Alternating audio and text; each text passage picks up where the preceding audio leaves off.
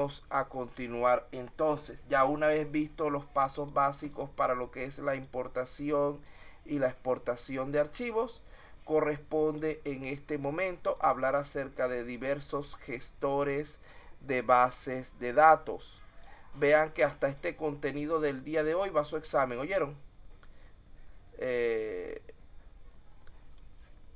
Hay una media docena de preguntas referidas a esta clase del día, de las 20 que tienen que contestar. Hay otra media docena referida a la clase anterior, que era la de importación y exportación.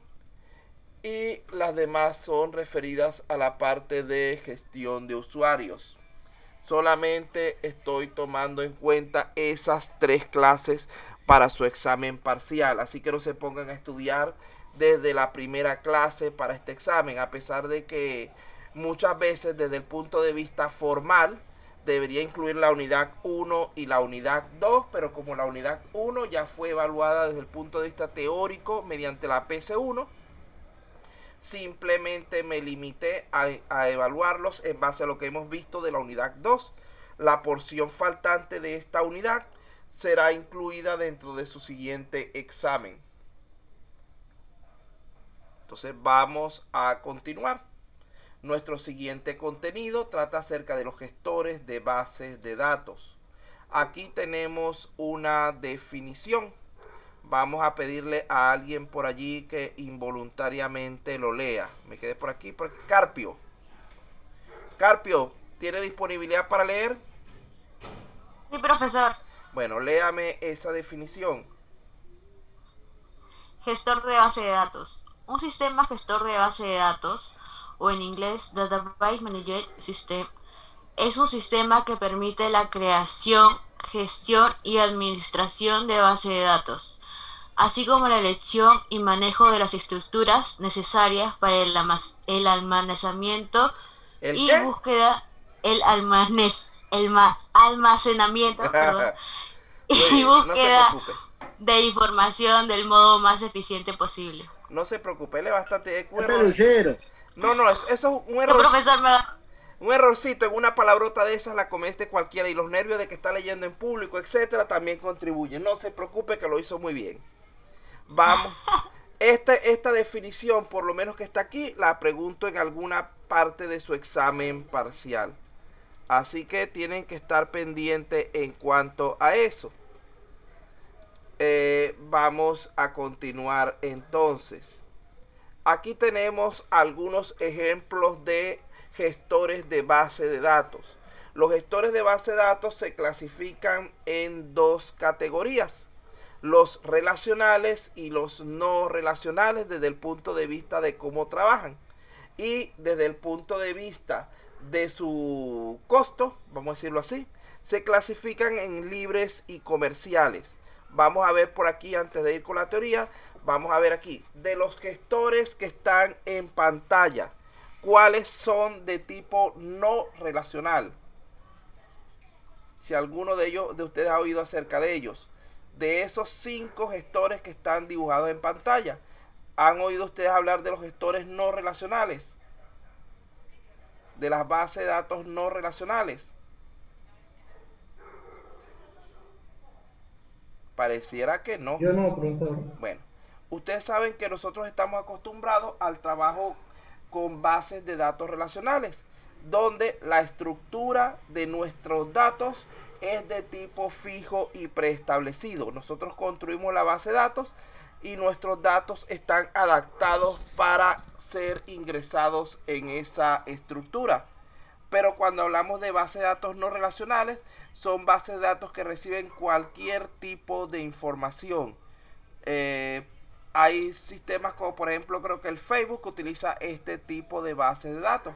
Son bases de datos más avanzadas, más potentes, pero menos utilizadas por su menor, digamos que por su mayor complicación para trabajar, porque hay que gestionar adecuadamente cada uno de los tipos de datos. Ya se van amoldando implícitamente a la información que le introduzcamos. Entonces de allí estas bases de datos son muy usadas, por ejemplo, para lo que son estudios de esos espaciales y cuestiones por allí que no saben qué tipo de resultados van a recibir. Entonces en una base relacional muy probablemente no les resulte adecuado, sino que ellos ponen una base de datos no relacional en ese robot de investigación que simplemente vaya captando toda la información que reciba, no importa en qué forma tenga.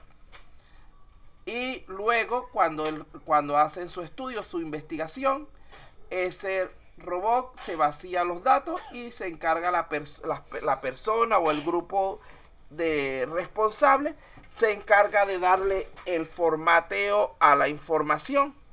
Entonces vean que son bastante prácticas para estas aplicaciones, sobre todo donde la fuente de datos no es conocida. No sabemos exactamente qué tipo de información vamos a recibir. Dentro de las que están aquí en pantalla, esta es una base de datos relacional y de tipo comercial. Esta es una base de datos de tipo relacional. Esta es una base de datos de tipo relacional y supuestamente libre. Y la otra, las dos que quedan por allí son bases de datos de tipo no relacional, que son la Mongo y la Cassandra. Si no me equivoco, Facebook trabaja con Cassandra. De todas maneras, por aquí lo tengo apuntado un poco más adelante.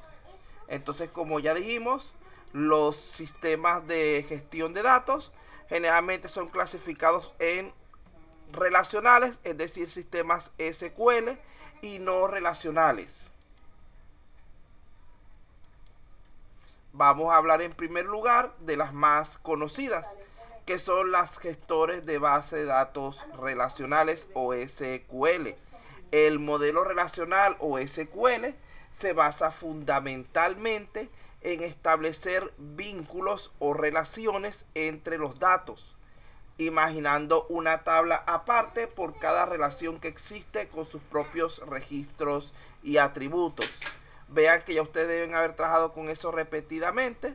Por ejemplo, en Proyecto Integrador, donde nosotros teníamos aquí una entidad, por ejemplo, alumno, y otra entidad llamada profesor, que se relacionan mediante un campo intermedio, el cual podríamos llamar, por ejemplo, curso.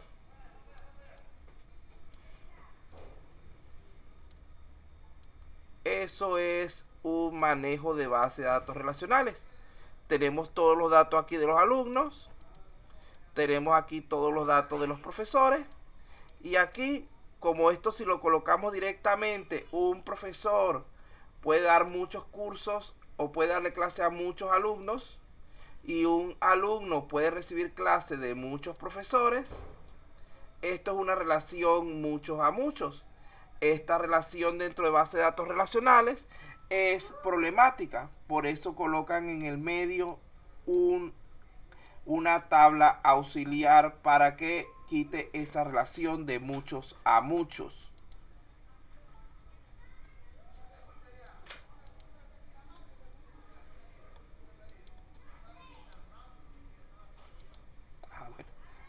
Un gestor de base de datos relacional, podemos decir que desde que se comenzó a usar este modelo, por allá por los años 70, ha ido sufriendo muchas transformaciones hasta convertirse en lo que es hoy en día, que es el modelo más utilizado para administrar bases de datos. Vamos a hablar entonces ahora primeramente de los gestores de tipo libre. En primer lugar, tenemos uno muy conocido. Ustedes ya deben haber trabajado con este gestor de base de datos muchas veces, que es el MySQL. Es un sistema gestor de base de datos multihilo, multiusuario, aplicado en gran parte de las páginas web actuales. Además, es el más usado en aplicaciones creadas en software libre. Allí tenemos su logo, ahí tenemos algunas características básicas. Este se ofrece mediante una licencia de tipo GNU GPL. aunque también es posible adquirir una licencia para empresas que quieran incorporarlo en sus productos comerciales. Desde que se produjo la compra por parte de Oracle, está orientado más al ámbito empresarial, es decir, a Oracle lo que le interesa es venderle ese gestor o esa habilidad de usar el gestor a lo que son las grandes empresas. Aquí tenemos algunas de sus ventajas. En primer lugar, es fácil de usar y tiene gran rendimiento. En segundo lugar, fácil de instalar y fácil de configurar. Como ustedes vieron yo ahorita en 5 minutos, instalé, configuré y puse en funcionamiento mi servidor SQL sin ningún problema. Es multiplataforma, funciona tanto en Linux como en Windows, como en Android, etc. Android. Soporta seguridad SSL. La principal desventaja de este sistema es la escalabilidad, ya que no trabaja de manera eficiente con bases de datos muy grandes que superen ciertos tamaños. Vean que a pesar de que inicialmente eran 30 megas, en la actualidad, me imagino que es por la misma compra de parte de Oracle, redujeron a solamente 2 megas. Claro está que una base de datos de 2 megas es una base de datos con un montón de registros. El siguiente gestor de base de datos de tipo gratuito es el SQLite. Este es otro elemento que más que un sistema de gestor de bases de datos es una biblioteca escrita en C que se implementa como un gestor y que permite transacciones sin necesidad ni de servidor ni de configuraciones. Es decir, no es más que un conjunto de comandos en C que nos permiten gestionar las bases de datos. Esta biblioteca es utilizada actualmente en muchas aplicaciones, ya que además de ser de código libre, las consultas resultan muy eficientes, ya que no llevan toda la carga de, digamos así, de elementos que tienen otro tipo de sistemas. Simplemente se limitan a lo mínimo necesario. ¿Cuáles son las ventajas de este manejador de bases de datos? En primer lugar, tenemos su tamaño. Es sumamente ligero, por lo cual puede ser incluido convenientemente en muchas aplicaciones. En segundo lugar, reúne los criterios ASIC, que son atomicidad, consistencia, aislamiento y durabilidad. No dice ASIC ahí en las iniciales, porque recuerden que el ASIC es en inglés. Tercero, tiene gran portabilidad y rendimiento. Bueno, estén pendientes con esto de los criterios ASIC, porque esa es otra pregunta que coloqué allí en el examen, de las 6 preguntas que coloqué. Vamos a ver entonces un poco acerca de estas características. Al tratarse de una biblioteca, su tamaño, su peso es mucho menor que el de cualquier otro sistema gestor de base de datos, incluido el MySQL. Tiene gran portabilidad y rendimiento, es fácil de trasladar y es sumamente rápido de trabajar.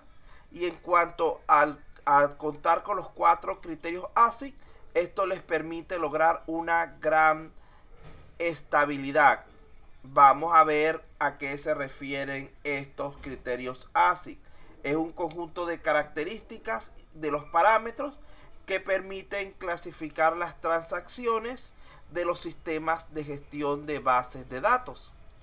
Fíjense que la atomicidad implica que cuando una operación consiste en varios pasos, deben ejecutarse todos o ninguno. Es decir, que las operaciones, las transacciones son completas. No es que si tiene 5 pasos, ejecuto el 1 y el 2, lo dejo hasta ahí y me lo acepta. Si yo no ejecuto los demás, simplemente el sistema me anula lo que ya había hecho. O hago todo o no hago nada. La siguiente es la durabilidad o persistencia, que sería aquella que nos permite asegurar que una vez realizada una operación, esta persistirá en el tiempo y no se podrá deshacer aunque falle el sistema, es decir, no se va a dañar por sí sola, aunque y esto nos va a garantizar que de cierta forma los datos sobrevivan en el tiempo de alguna manera. Es decir, que los datos se mantengan íntegros en todo momento. En cuanto a la consistencia, es otro término vinculado con la integridad. Esta no es más que la propiedad que asegura que solo se empiecen aquellas operaciones que se puedan acabar. Por lo tanto, solo se van a ejecutar aquellas transacciones que no rompan las reglas y directrices de seguridad de la base de datos. La propiedad de consistencia sostiene que cualquier transacción llevará a la base de datos de un estado válido a otro también válido. La integridad de la base de datos nos permite asegurar que la información que estamos almacenando sea exacta y consistente, es decir, que los datos estén siempre intactos, que sean siempre los esperados y que de ninguna manera cambien ni se deformen por su cuenta. De esta manera podemos garantizar que la información que se presenta al usuario será siempre la misma.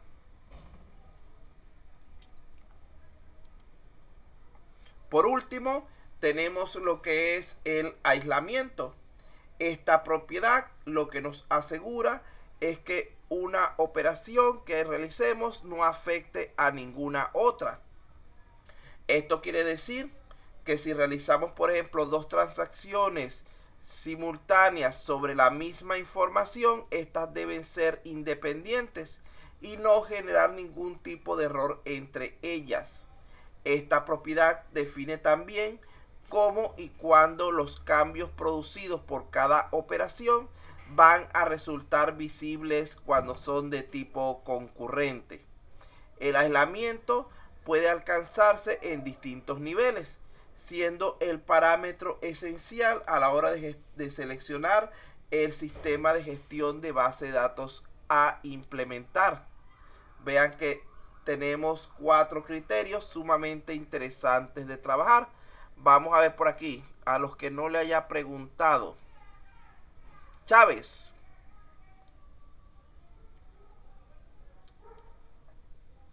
Chávez, durmiendo. Clemen. Clemen despierto, ajá. Clemen, ¿a qué se refiere el término atomicidad? En pocas palabras.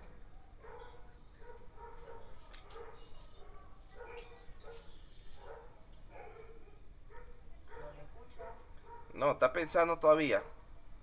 Profe, Dígame.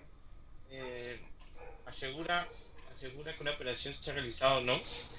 Es, Pero que se ha realizado no dependiendo. es una propiedad. Es una propiedad que asegura que una operación se ha realizado o no.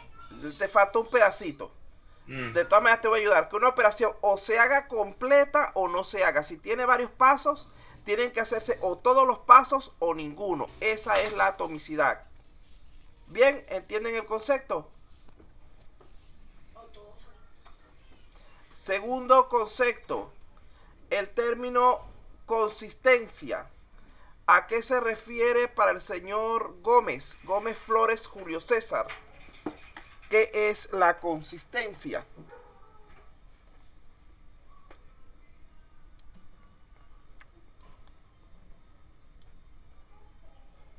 Gómez, durmiendo. Esta gente no se tomaron el café hoy. Vamos a guardar aquí. Esto es administración de base de datos. Ya, listo, lista la foto. Vamos a continuar entonces. Gómez se quedó dormido. Clemen no importa, no contestó completo, pero está bien, por lo menos hizo el esfuerzo. Guevara Montes. Gracias, profe. Guevara Montes. Por lo menos demostró que está despierto, Clemen. Por eso. Guevara Montes, durmiendo. O se fue de fiesta y dejó la computadora prendida. Leonardo, no sé quién es. Por favor, colóqueme el apellido, si no lo retiro porque no quiero alumnos solo con el nombre. Debe colocar primero apellido y después nombre. Que está llorando la alianza, dice mi esposa. Voy a pasarlo a sala de... Lo voy a pasar a sala de espera. Si no cambia el nombre, no lo dejo pasar. Porque ni siquiera está despierto. Le estoy diciendo que cambie el nombre y no contestó. Bueno, continúo por aquí. Pampa. ¿A qué se refiere la consistencia? Pampa. No debe estar trabajando a esta hora, a las 9 de la noche. Buenas noches, profesor. No estoy trabajando ahorita. Ajá. Recién me estoy conectando, disculpe. Bueno, pero dígame, ¿en qué consiste el término consistencia? ¿A qué se refiere? A ver. Consistencia es como que sea seguro, como que tener en cuenta que la finalidad del sistema es dar de alta o modificar registro. No, consistencia, bueno, por lo menos estaba despierta, pero consistencia se refiere simple y sencillamente Vale. a asegurar que los datos no cambien con el tiempo. Que si yo ingresé hoy, que mi fecha de nacimiento es el 4 de diciembre, aparezca dentro de, y la voy a revisar dentro de un mes, aparezca que mi fecha de nacimiento es el 4 de diciembre. Ya voy a cumplir año, por cierto. Estoy cerquita. Es que la información se mantenga intacta, entonces. Eso, que se mantenga intacta sin importar si pasa el tiempo o si cambia de ubicación. Esa es la consistencia. Correcto, profesor. Me quedó más claro. Ajá, continuamos con el siguiente. Despierta. ¿Ah? Estoy despierta. Ajá, muy bien. Bueno, el siguiente concepto es aislamiento. Vamos a ver quién venía después de Pampas. Pedro Ruiz Rentería. Dormido. Así está, pero no tiene micrófono. Bueno, escrito aunque sea, en pocas palabras, ¿a qué se refiere el aislamiento?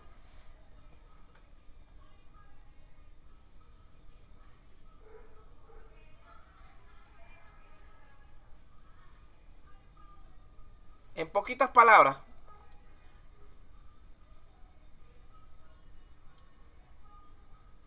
Mientras tanto, el señor Picoy, que diga a qué se refiere la parte de durabilidad. Hola, buenas noches. Sí, estaba por responder lo que es aislamiento, esperaba que respondiera el compañero. Sin embargo, el aislamiento se refiere a la propiedad que define cómo y cuándo los cambios son realizados. Y la durabilidad, a lo que recuerdo, va a dirigirse a la temporalidad que uno pueda mantener la información según las directrices o normas que se pueda dar en una institución. Muy bien, en una institución no, en una base de datos realmente, porque sí, muy bien. Entonces, vean, el aislamiento lo que me indica es que no deben, que una transacción, una operación, no debe perjudicar a otra que se esté realizando al mismo tiempo.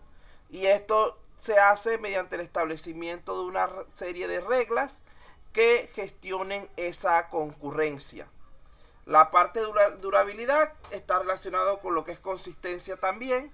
Nos indica que el sistema debe mantener la información durante el tiempo.